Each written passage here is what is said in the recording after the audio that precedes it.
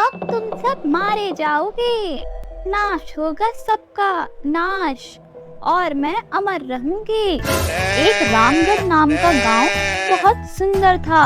वो एक बहुत ही शांत और सुखी गांव था। वहाँ सब अपने अपने काम में मस्त रहते थे। सब कुछ ठीक ठाक चल रहा था।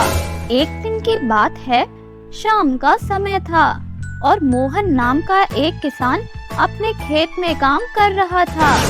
और तभी बहुत तेज हवाएं चलने लगती हैं और अचानक से उसके सामने एक बहुत ही डरावनी चुड़ैल प्रकट हो गई।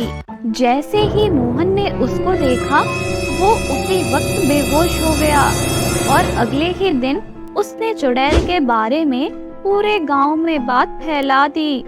और उसके अगले ही दिन से उसी गांव का एक लड़का गांव में सबसे पुराने पीपल के पेड़ के नीचे मरा हुआ पाया गया। और अगले दिन वहाँ शीतल नाम की एक औरत भी मरी पड़ी थी। धीरे धीरे ये सिलसिला बढ़ने लगा। सारे गांव में बात फैल गई। गांव में एक भयानक चुड़ैल आ गई है जो एक एक करके सबको मार रही है। बहन, मैं तो सो भी नहीं पाती, ना कुएं पे पानी भरने जा पाती। न जाने कब चुड़ैल सामने आ जाए और मेरा काम तमाम कर दे। उस चुड़ैल ने गांव में जीना मानो खत्म ही कर दिया है बिल्कुल। मैं तो अपने पति के साथ ये गांव ही छोड़ दूंगी कुछ दिन में। जिंदा रहना है तो यहाँ से जाना ही पड़ेगा अब। धीरे धीरे गांव में अजीब अजीब घटनाएं भी होने लगी। कभी किसी की फसल में आग लग जाती तो कभी किसी का घर जल जाता। और ऐसी ही घटनाएं कम होने की जगह और बढ़ती ही जा रही थीं। चुड़ैल के डर से लोगों ने घर से अकेले निकलना भी बंद कर दिया था। शाम होते ही लोग चुड़ैल के डर से अपने घरों में घुस जाते थे। और इन्हीं घटनाओं के चलते गांव के काम धंधे सब चौपट हो गए थे। देख रही हो बहन, अब हमें जल्दी ही कुछ करना होगा, नहीं तो गांव को खाली होने में देर नहीं लगेगी। हाँ, इस चुड़ैल की वजह से तो सारे काम ही बंद हो गए हैं गांव में। अगर ऐसे ही चलता रहा तो एक दिन भीख मांगने की नौबत आ जाएगी। कोई न कोई उपाय तो अब निकालना ही पड़ेगा। तभी सारे गांव वाले मिलकर एक सिद्धि वाले बाबा के पास जाते हैं।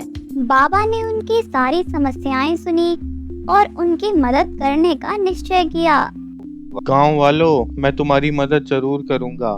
मैं तुम्हें उस चुड़ैल के चंगुल से मुक्त करा दूंगा, लेकिन तुमको अमावस की रात तक का इंतजार करना होगा। और आ गई अमावस की रात। उस रात बाबा पीपल के पेड़ के नीचे ही पहुंच गए। ये वही पीपल का पेड़ था जिसके पास ज्यादातर लोग बेहोश और मरे हुए पाए गए थे। इसीलिए बाबा भी उसी जगह पर उस पेड़ के नीचे बैठ गया और साथ में कुछ गांव वाले भी आ गए वहां पर। और उसके बाद उस बाबा ने शुरू करा मंत्र पढ़ना। मंत्र पढ़ने के बाद अचानक से मौसम बिगड़ने लगा। आसमान में तेज हवाएं चलने लगी और तभी आसमान में प्रकट हुई वही डरावनी चुड़ैल। अब जाओ यहाँ से, वरना मैं सभी को मार डालूंगी। मुझे अपना बदला पूरा करना है। और ये देखकर गांव वाले डर के मारे कांपने लगे। लेकिन बाबा ने मंत्र पढ़ना जारी रखा और अब मंत्रों का असर होने लगा। धीरे धीरे चुड़ैल शांत होने लगी। छोड़ दो मुझे, जाने दो मुझे, अपना बदला पूरा करना है। जब तक मेरा बदला पूरा नहीं हो जाता, मैं पूरे गांव को शमशान बना दूंगी। नहीं, अब तुम कुछ नहीं करोगी। तुम्हें मेरा कहा मानना होगा, नहीं तो मैं तुम्हें जलाकर भस्म कर दूंगा। नहीं नहीं महाराज, आप ऐसा ना करें, वरना मुझे कभी भी मुक्ति नहीं मिलेगी और मेरी आत्मा ऐसे ही भटकती रहेगी। मैं आपको बताती हूँ क्या हुआ था। आज से 5 साल पहले इस गांव में एक खुशहाल परिवार रहता था, भूरा किसान का। और एक दुर्घटना में भूरा की मृत्यु हो गई, जिसके बाद एक दुष्ट तांत्रिक ने किसान के बेटे और उसकी पत्नी की हत्या कर दी और उनकी सारी संपत्ति कब्जा ली और उसने उनके मरे हुए शरीर को गांव के बाहर जंगल में दफना दिया था। उनको अंतिम संस्कार भी नसीब नहीं हुआ। तांत्रिक के डर से किसी ने भी उस दुखियारी औरत की मदद नहीं करी, इसलिए मैं गांव वालों से अपना बदला ले रही हूँ। तुम चाहती तो तांत्रिक को मारकर भी तो अपना बदला पूरा कर सकती थी। बाबा, मैं ही हूँ वो अभागन औरत।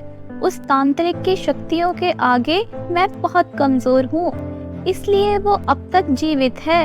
अगर आप मेरा और मेरे बेटे का अंतिम संस्कार कर दें और तांत्रिक को सजा दिलवा दें तो हमें मुक्ति मिल जाएगी। और उसके बाद चुड़ैल ने बाबा को स्थान के बारे में भी बताया जहाँ उसे और उसके बेटे को दफना दिया गया था। बाबा ने उन दोनों का अंतिम संस्कार कर दिया और तांत्रिक को पकड़कर जेल में डलवा दिया। तांत्रिक गांव के बाहर ही जंगल में रहता था।